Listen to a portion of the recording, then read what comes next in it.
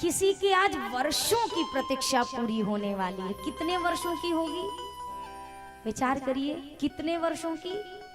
77 वर्षों की।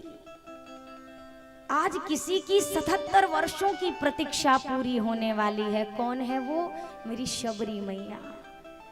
छोटी सी थी शबरी माँ, जब अपना घर परिवार सब छोड़कर चली आई। क्यों? क्योंकि उनके विवाह में पशुओं का भोजन बनाया जाता, जीवों की हत्या होती।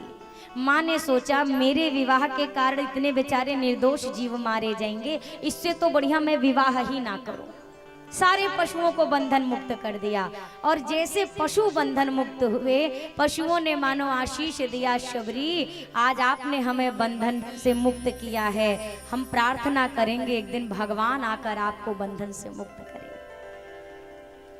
शबरी मैया भयवश तुरंत घर छोड़कर निकल पड़ी। शबरी नाम नहीं है, शबर जाति में जन्म हुआ, इसीलिए वो शबरी कहलाई है। मैंने कल ही आपसे शायद कहा कि जीवन में काम ऐसा कर लीजिए कि आपके काम से आपका नाम बन जाए। बहुत बड़ा नाम कोई जरूरी नहीं है, आपके काम श्रेष्ठ होने चाहिए। शबरी मैया मतंग ऋषि के आश्रम में पहुंची अर्धरात्रि में। विचार कर रही हैं, मेरा यह जो शरीर है, स्त्री देह है, जाति भी बड़ी उच्च नहीं है, मुझे कौन अपनी कुटिया में रखेगा। तो सबसे अच्छा ये होगा कि मैं छुप छुप कर संतों की सेवा कर दूं। और यही विचार करके शबरी मैया छुप के अर्धरात्रि में ही कभी लकड़ियां रख जाती, कभी फूल रख कर चली जाती, कभी झाड़ू लगा देती, कभी सफाई कर देती। अब यही कार्यक्रम होने लगा। अब गुरुदेव सोचने लगे, ऐसा कौन सा सेवक है जिसकी सेवा दिखाई दे रही है पर सेवा करने वाला नहीं दिखाई दे रहा। आज के टाइम पे तो सेवक खूब दिखते हैं, सेवा एक को नहीं नजर आती, क्योंकि हर सेवक सोचता है वो करेगा, हम क्यों करें। गुरुजी ने कहा कि आज रात्रि भर देखो कौन है वो। रात्रि में छुप के एक दो संत बैठे थे, शबरी माँ को पकड़ लिया, मतंग ऋषि के सामने प्रस्तुत किया। तदुपरांत जैसे सामने हाजिरी हुई, कांप रही है शबरी मैया, अब तो मेरी सेवा छूट जाएगी। शबरी माँ से पूछा, बेटी कौन हो, छुप कर क्यों सेवा करती हो? शबरी मैया ने डरते कहा, क्योंकि मैं उच्च जाति से नहीं हूँ, मुझे लगा आप मुझे कुटिया में प्रवेश नहीं देंगे, तो मैं छुप छुप के सेवा कर देती थी। शबरी माँ को इस बात का कष्ट नहीं है कि मुझे डांटा जाएगा, फटकारा जाएगा। क्या कष्ट है, मेरी सेवा छूट जाएगी। भक्त को हमेशा इसी बात की चिंता रहती है, मेरा भजन ना छूटने पावे। जिस प्रकार एक लोभी व्यक्ति सोचता है ना कि कितना ज्यादा धन आता रहे और धन आए तो जाए ना, वैसे ही भक्त सोचता है कि मेरा भजन कभी ना छूटे। कुंभन दास जी के पुत्र जो थे, तो उनसे जब कोई पूछे आपके कितने पुत्र हैं, तो कहते थे मेरे 1.5 पुत्र हैं। 1.5 पुत्र, 1.5 पुत्र मतलब एक पुत्र तो परम सदाचारी है, जितना संतों में निष्ठा है मुझे बड़ा आनंद आता है। जो दूसरा पुत्र है वो पूरा नहीं है, थोड़ा थोड़ा है, तो इसीलिए मैं उसको आधा ही अपना मानता हूँ। मेरा 1.5 पुत्र है। तो जो कहते ना जिसको आधा मानते थे उसकी मृत्यु हो गई। अब जैसे किसी ने बताया कुंभन दास जी आपके उस पुत्र का निधन हो गया, कुंभन दास जी मूर्छित होकर गिर पड़े। अब लोगों ने कहा, ले ये तो बड़ी बड़ी ज्ञान की बातें किया करते थे, बेटे की मौत सुन के ये तो बेहोश होके गिर गए, कहाँ गई इनकी भक्ति, रह गई इतनी ही भक्ति थी। लोग चर्चा करने लगे। उनके गुरुदेव श्री विठल नाथ जी को सूचना मिली कि जैसे पुत्र का निधन हुआ, ये सुन करके कुंभन दास जी बेहोश होके पुत्र वियोग में गिर गए। विठल नाथ जी ने कहा, नहीं नहीं, हो ही नहीं सकता, मेरा कुंभना पुत्र वियोग में नहीं मूर्छित हो सकता है। वो इतना बाहर विषयों से प्रेम करने वाला, संसार से प्रेम करने वाला नहीं। संतों ने कहा, नहीं नहीं, हमारे सामने की बात है, जैसे बताया गया कि बेटे की मृत्यु हो गई, वो मूर्छित हो गए। आए विठलनाथ जी और पास बैठकर कहा, अरे कुंभना अब उठ के बैठ जा, तुझे मैं सूतक में भी श्री जी के दर्शन करा दूंगा, चिंता मत कर। उठ के बैठ गए, तुरंत बैठ गए। अब समझ में आया क्यों मूर्छित हुए थे। पुत्र के वियोग में नहीं मूर्छित हुए थे। कुंभन दास जी को लगा अब 13 दिन के लिए मैं मंदिर नहीं जा सकूंगा तो दर्शन मेरा छूट जाएगा। वो इस वियोग में मूर्छित हो गए थे कि इनको देखे बिना मैं रहूंगा कैसे। ये भक्त का जीवन है। शबरी माँ ने कहा मेरी सेवा आप छुड़ा देंगे ना। मतंग ऋषि ने कहा कदापि नहीं। पुत्री, सेवा की भावना तो भगवान की कृपा से किसी किसी के भीतर आती है। तेरे अंदर इतनी भावना, तू धन्य है, आज से तू मेरी कुटिया में रहेगी। आसपास के कुछ ऐसे लोग थे जो अपने तप के बल पर, जिनको बड़ा अभिमान था कि हम तपस्या के दम पर राम जी को अपने यहाँ ले आएंगे, उनको ये बात अच्छी नहीं लगी। पर मतंग ऋषि ने अपनी कुटिया में रखा, गुरु मंत्र दिया है। इसके उपरांत एक दिन आकाशवाणी हुई, मतंग जी आपके लिए भगवान के धाम से विमान आ रहा है, आपको इसी क्षण चलना होगा। शबरी माँ चरणों से लिपट गई, गुरुदेव आप चले जाओगे तो मेरा कौन है आपके सिवा, यहाँ मैं क्या करूंगी। उस समय कहा गुरुदेव ने, बेटा चिंता मत कर शबरी, तूने जो सेवा की है ना पुत्री, मैं तुझे आशीष देता हूँ। मेरा रोम रोम तुझे आशीष दे रहा है शबरी कि यहाँ तो मैं चल के भगवान के धाम जा रहा हूँ, लेकिन एक दिन उस धाम में रहने वाला भगवान स्वयं तेरे द्वार पर चल कर आएगा, ये मेरा तुझे आशीर्वाद है। कहकर गुरुदेव गए। अच्छा, शबरी माँ की भावना कितनी निर्मल। शबरी माँ सोचने लगी, गुरुजी ने ये तो कहा भगवान आएंगे, तो क्या पता आज ही आ जाए। इधर गुरुदेव गए और इधर मैया तैयारियों में लग गई। आंगन बहारना, फूलों से मार्ग को सजाना। 1 दिन बीते, 2 दिन बीते, कहाँ बाल्यावस्था थी, कहाँ युवानी बीत गई और कहाँ वो बुढ़ापा आ गया है। 77 वर्ष की शबरी मैया हो चुकी हैं। यहाँ गुरुजी अगर कह दें तो 77 दिन इंसान नहीं प्रतीक्षा कर सकता है। अब कुछ नहीं होगा, सब फोकट की बातें हैं। यहाँ शबरी माँ को विश्वास है, किस पर है? अपने भजन पर नहीं है।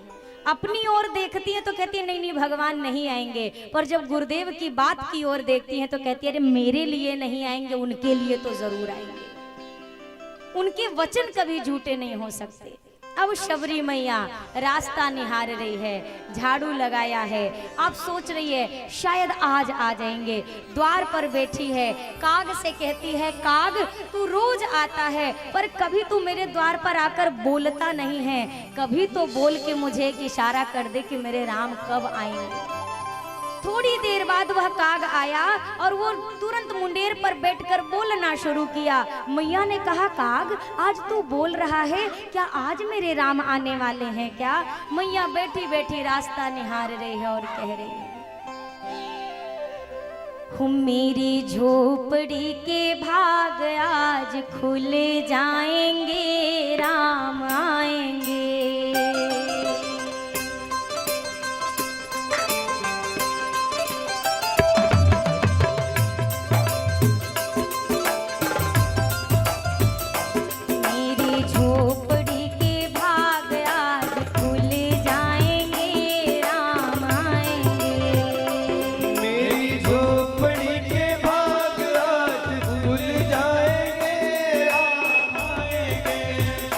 मेरी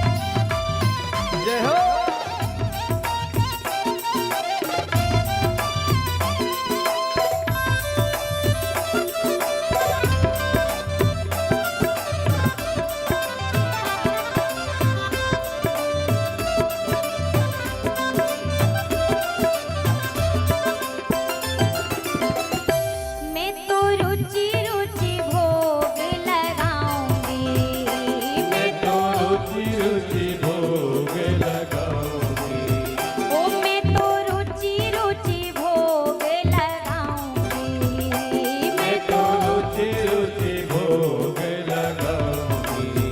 ओ मीठे मीठे मेरे राम को खिलाऊंगी, मीठे मीठे मेरे राम को खिलाऊंगी।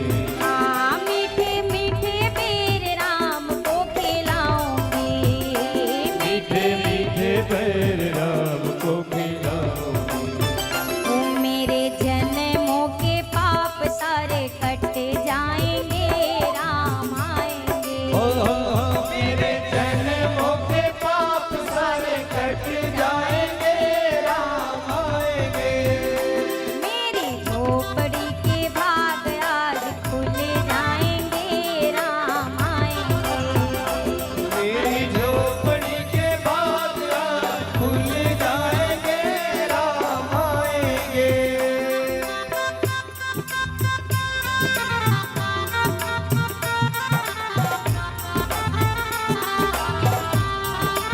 जय हो।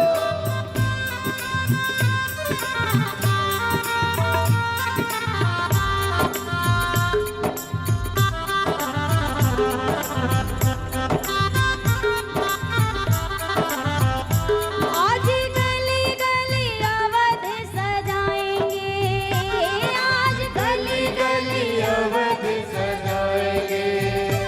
आज पग पग पलक बिछाएंगे, ओ आज पल पल पलक बिछाएंगे।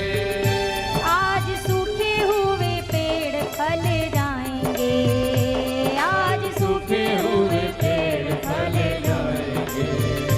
नैना भीगे भीगे जाए, कैसे खुशी ये मनाए, राम आएंगे। नैना भीगे भीगे जाए, कैसे खुशी मनाए, राम आएंगे। कुछ समझ ना पाए, कहाँ फूल बिछाए, राम आएंगे। ओ कुछ समझ ना पाए, कहाँ फूल बिछाए, राम आएंगे। सात जन्मों के दुख कट जाएंगे, सात जन्मों के दुख कट जाएंगे।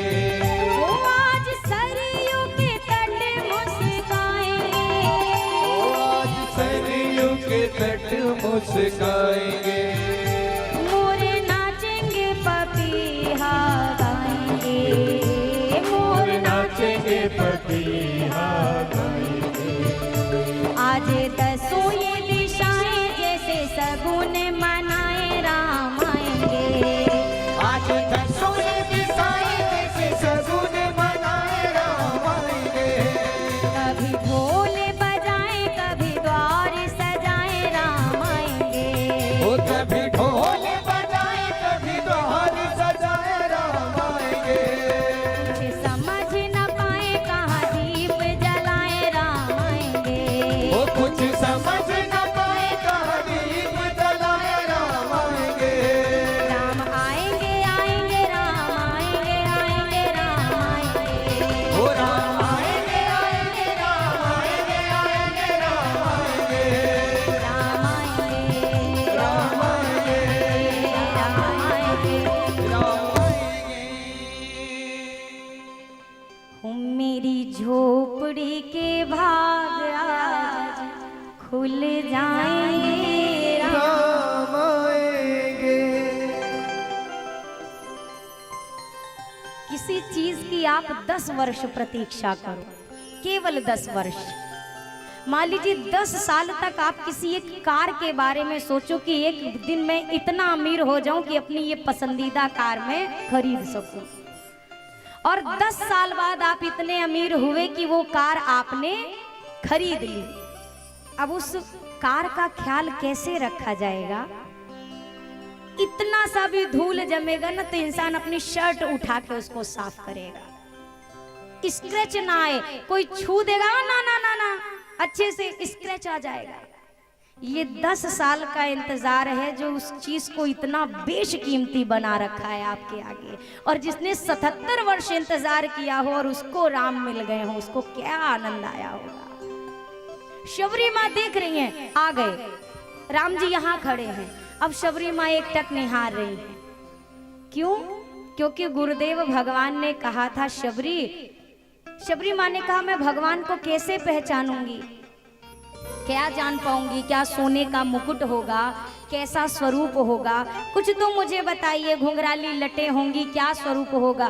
बोला नहीं नहीं नहीं नहीं शबरी, शीश पर जटा होगी, गले में वनमाला होगी, कमल की पंखुड़ियों जैसे विशाल नेत्र होंगे, और शबरी 2 भाई होंगे, अजान बाहु होगी, यानी उनकी भुजा इनके घुटनों से भी लंबी, उसको अजान बाहु कहा गया। ये उनकी पहचान है। राम जी आकर खड़े हैं, कहते हैं आप ही मेरी शबरी मैया हैं। मैया ने कहा शबरी तो मैं हूं, आप कौन हैं? तो अब मैया मिला रही हैं, जो जो गुरुदेव ने बताया है, अगर उतनी चीजें इनके अंदर मिल गई, मतलब यही मेरे राम है। देखा नहीं है कभी, मिला रही हैं, मिलाना शुरू किया। सरिसिज लोचन बाहु विशाला, सरिसिज लोचन बाहु विशाला, जटा मुकुट सिर उर बनमाला, जटा मुकुट सिर उर बनमाला, श्याम गौरे सुंदर 2 भाई, श्याम गौर सुंदर 2 भाई। शबरी माँ मिलाने लगी। सरसिज लोचन, हाँ कमल के जैसी आंखें हैं, बाहु विशाला, हाँ लंबी लंबी भुजाएं हैं, जटा मुकुट, हाँ शीश पर जटा भी बनाई है, पूर्व वनमाला, गले में हाँ माला भी वनमाला ही है। अब एक पहचान बाकी है, 4 मिल चुके हैं, वो एक मिल गया, मतलब ये मेरे राम है। पूछा ये बगल वाले कौन है? बोला मैं रघुराई हूँ, ये मेरा भाई, सगे भाई, हाँ मेरा भाई। अब शबरी मैया आ गए, मेरे राम आ गए। माँ को बस लगा कि अरे मेरी प्रतीक्षा इतनी जल्दी पूरी हो गई, इतनी जल्दी राघव आ गए मेरे पास। माँ ने कुछ किया नहीं, कहाँ तो गागर में मंदाकिनी गंगा यमुना का जल भर के रखा था, आएंगे तो चरण पखारू। मौका ही किसे मिला? जैसे पता चला दोनों भाई हैं, शबरी मैया, श्याम गौरी सुंदर 2 भाई, श्याम गौरी सुंदर 2 भाई, शबरी परी चरण लपटाई, शबरी परी चरण लपटाई, यही विधिया स्तुति कराऊं तुम्हारी, यही विद्या स्तुति करूं तुम्हारी, अधम जाति में जड़ मति भारी, अधम जाति में जड़ मति भारी। चरणों को पकड़कर लिपट गई मेरी शबरी मैया, नहीं छोड़ रही है। आंखों से निकले आंसुओं ने चरणों का अभिषेक कर दिया। शबरी मैया अब रोते रोते बैठ के हाथ जोड़कर कहती है प्रभु मुझसे एक भूल हुई। राम जी ने कहा क्या मैया? बोला मेरे गुरुजी जब जाने लगे मैं ये ना पूछ सकी कि भगवान आएंगे तो क्या कहकर उनकी स्तुति करूं। मैं अबोध हूँ, अज्ञानी हूँ, अनपढ़ हूँ प्रभु, जाति से भी हीन हूँ, मुझे कुछ नहीं आता। सरकार में अधम ते अधम अधम अति नारी, अधम ते अधम अधम अति नारी, 3 माह में मति मंद आधारी, 3 माह में मति मंद आधारी। मैं मंदमती हूँ राघव, मुझ में कोई ज्ञान नहीं, कोई विवेक नहीं, जातिहीन, गुणहीन, ज्ञानहीन, मुझे कुछ नहीं आता, मैं कैसे स्तुति करूं। राघव जी ने यहाँ माँ से कहा माँ अगर आपके पास ये सब कुछ होता और जो अभी आपके पास है ये ना होता तो मैं तेरे द्वार पे ना खड़ा होता। मैया कह रघुपति सुनो भामिनी बाता, कह रघुपति सुन भामिनी बाता, मानऊ एक भगति करना था, मानऊ एक भगति करना था, जाति पाति कुल धर्म बढ़ाई,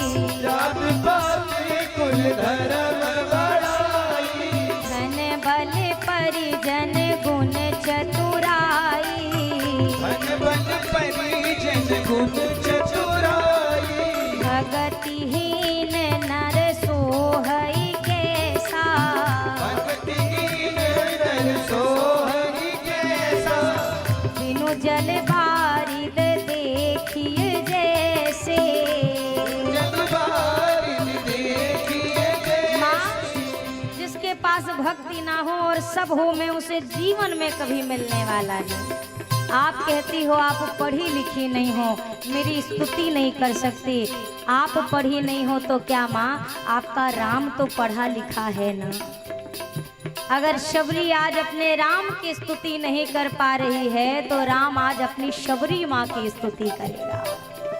राघव जी ने कहना शुरू किया, माँ 9 रास्ते हैं मुझे प्राप्त करने के, 9 भक्तियां हैं। वो 9 क्या क्या हैं, मैं उनकी चर्चा आपसे करूं मैया। प्रथम भगति संतन कर संगा, प्रथम भगति संतन कर संगा। दूसरी रति मम कथा प्रसंगा, दूसरी रति मम कथा प्रसंगा। गुरुपद पंकज सेवा, तीसरी भक्ति अमान, चौथी भक्ति मम गुण गना करई कपट तजगान। मंत्र जाप मम दृढ़ विश्वासा, जाप मम दृढ़ विश्वासा। पंचम भजन सुवेद प्रकाशा, पंचम भजन सुवेद प्रकाशा। घट दम शील विरति बहु करे मां, शील विरति बहु कर्मा। निरत निरंतर सज्जन घर मां, निरत निरंतर सज्जन धर्मा।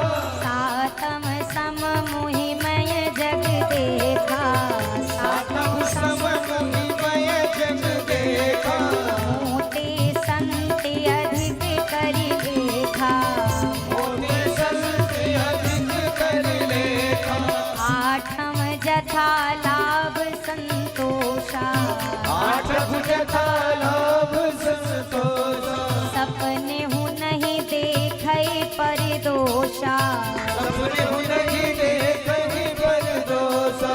नवम सरल सब सन छलहीना, नवम सरल सब सन छलहीना। मम भरोस ही हर्ष न दीना, मम भरोस ही हर्ष न दीना।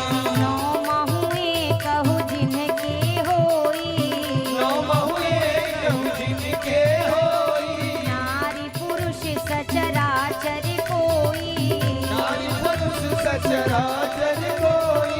सोई अतिशय प्रिय भामिनी मोरे, सोई अतिशय प्रिय भामिनी मोरे। सकल प्रकार भगति दृढ़ तोरे, सकल प्रकार भगति दृढ़ तोरे।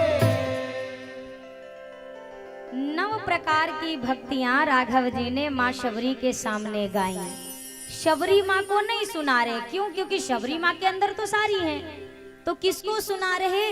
जो लोग अपने ज्ञान का अभिमान लेकर बैठे थे कि हमारी तपस्या का बल राम को हमारे द्वार लेकर आएगा, उनको यह कथा सुना रहे कि ये 9 रास्ते हैं। और शबरी मैया में तो ये 9 की 9 विराजमान है। शबरी मैया से कहा 9 प्रकार की भक्तियां हैं माँ। प्रथम भगति संतन कर संगा, पहली भक्ति संतों का संग, दूसरी भक्ति दूसर रति मम कथा प्रसंग। जो प्रभु की कथा में रुचि ले, समझिए वो राघव जी की दूसरी भक्ति कर रहा है। गुरुपद पंकज सेवा, तीसरी भक्ति अमान। अमानी रहकर, मैंने आपसे कहा था कल, शायद कहा कि सेवक का या दास का अपना कोई निजी अस्तित्व स्वामी से अलग नहीं होना चाहिए।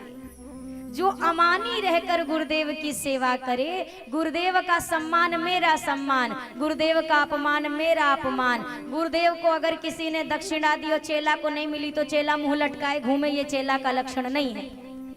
गुरु का सम्मान हो गया मतलब वो मेरा सम्मान है। अमानी रहकर जो गुरुदेव की सेवा करे। चौथी भगति मम गुण गना, करई कपट तजी लो आ गई शर्त, कपट का त्याग करके भजन जो करे वो मेरी चौथी भक्ति करे। यहाँ पर 9 प्रकार की भक्तियों का उपदेश करके राघव जी कहते हैं, माँ 9 महू एकहु जिनके होई। 9 में से एक भक्ति, कितनी कितनी? एक भी जिसके अंदर, किसके अंदर? नारी पुरुष सचराचर कोई।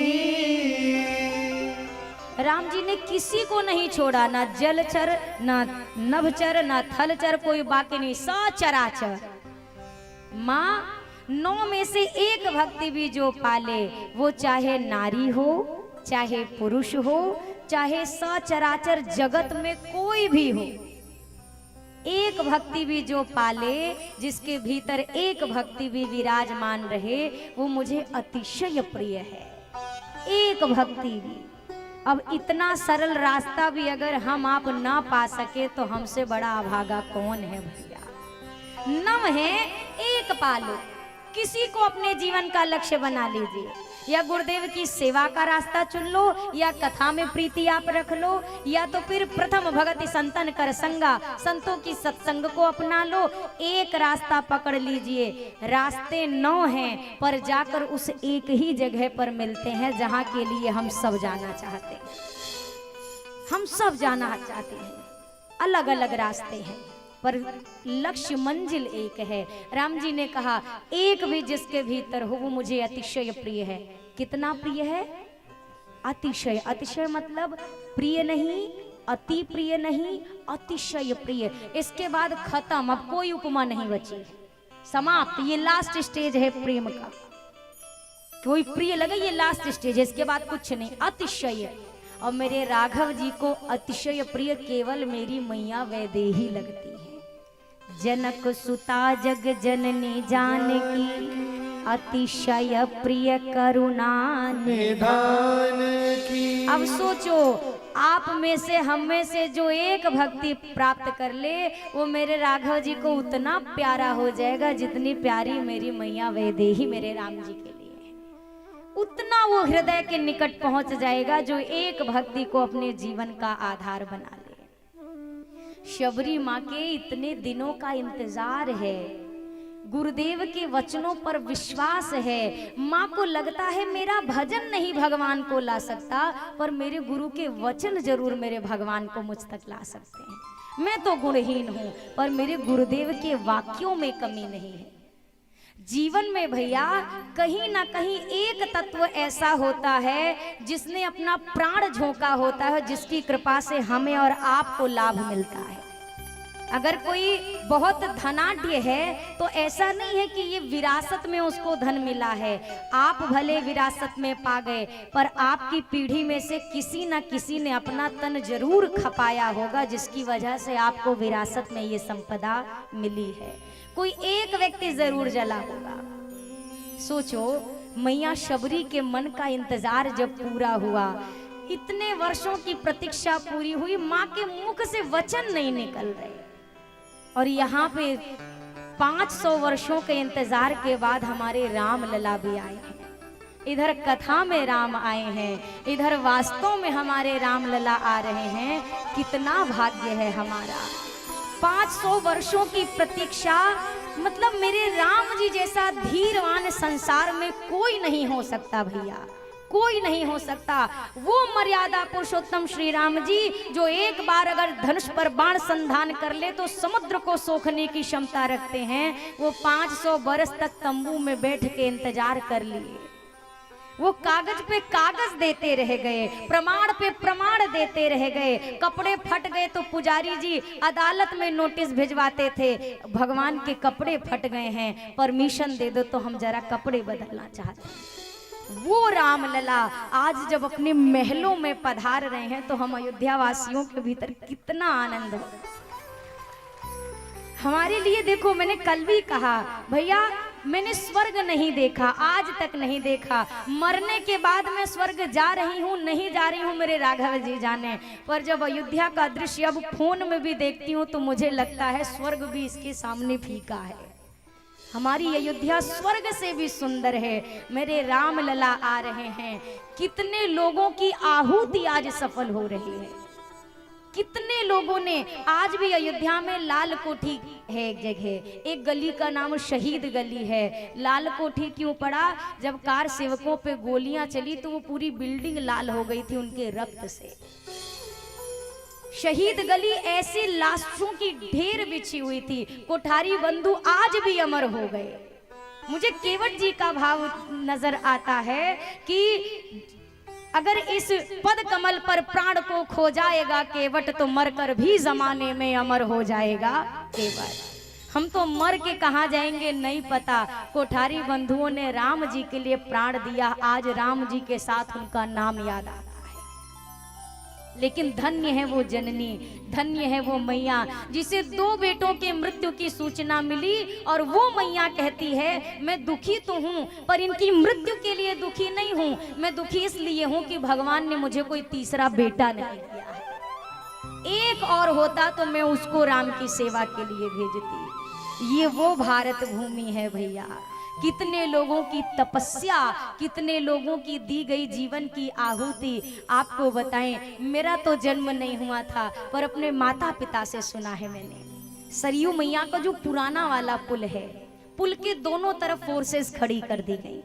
दोनों तरफ प्रशासन के अधिकारी, पुलिस खड़ी है, बीच में कार सेवक। और उस समय की शासन सत्ता ने आदेश जारी कर दिया फायरिंग का।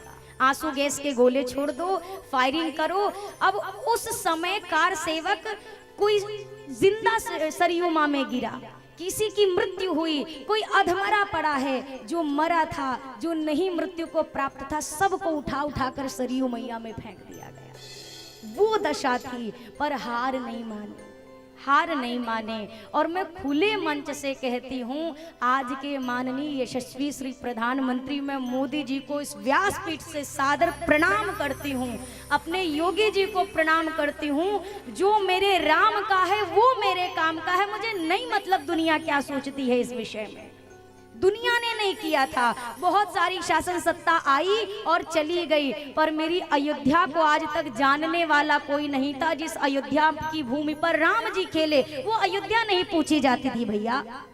और आज उसी अयोध्या की धरा पर कोई उतरता है तो उस रज को पहले माथे से लगाता है। ये वो धरती जहां राम आए।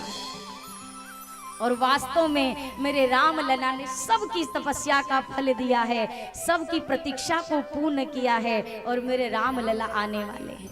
मैं सबसे प्रार्थना करूं, आज शबरी मैया आंगन बहार रही थी, राम आएंगे। 77 वर्षों तक यह कार्य किया, रोज फूल बिछे, रोज मार्ग सजाया गया। क्या पता आज आ जाएं। आप रोज ना करो तो ना करो, पर 22 जनवरी को ऐसा अवश्य करना। आप सबके द्वार के आगे चौक होने चाहिए, सबके द्वार के आगे बढ़िया सुंदर सजावट होनी चाहिए। और एक दिन के लिए मैं प्रार्थना करूं, अपने अपने काम से आराम लेकर मेरे राम के लिए वो दिन आपका होना चाहिए। आपके निकट में जहां मंदिर है, जहां व्यवस्था है, सब एकत्र हो करके जो कार्यक्रम आप कर सकते हो। कोई शोभा यात्रा निकालने में सक्षम है तो सब एकजुट हो करके उस दिन बढ़िया भगवा पताका लहरा करके शोभा यात्रा निकालिए। नहीं संभव है, अगर हो सके एक साथ बड़ी स्क्रीन लगाइए, सब बैठ के उस राज्याभिषेक के दर्शन करिए। अरे हम भाग्यशाली त्रेता में नहीं थे क्योंकि हमारा जन्म नहीं था, हम अभागे त्रेता में ना आ सके, पर राम जी ने दोबारा त्रेता का सुख कलयुग में प्रदान किया है, इसे चूकना नहीं। उस दिन ना ऐसा लगना चाहिए कि दिवाली एक बार फिर से आ गई है और इस बार अपने समय से नहीं आई है, समय के पहले आ गई है। दिन भर होली मनाना और रात में दिवाली मनाना, कोई त्योहार उस दिन बाकी नहीं रहना चाहिए। जिस दिन राम आए, शबरी मैया के इंतजार के साथ हमारा इंतजार पूरा हुआ। खूब जय जयकार करके खूब दिवाली चकाचक मनाइएगा, मेरी आप सबसे प्रार्थना है। और रोज ठाकुर जी से कहिए कृपा करके जल्दी हमें भी अपने जगह पर बुलाना, अपना दर्शन देने। तो शबरी माँ से विदा ले आज नहीं विदा देंगे। शबरी मैया के साथ चर्चा करते हुए राघव जी शबरी माँ की कुटिया में विराजे हुए हैं।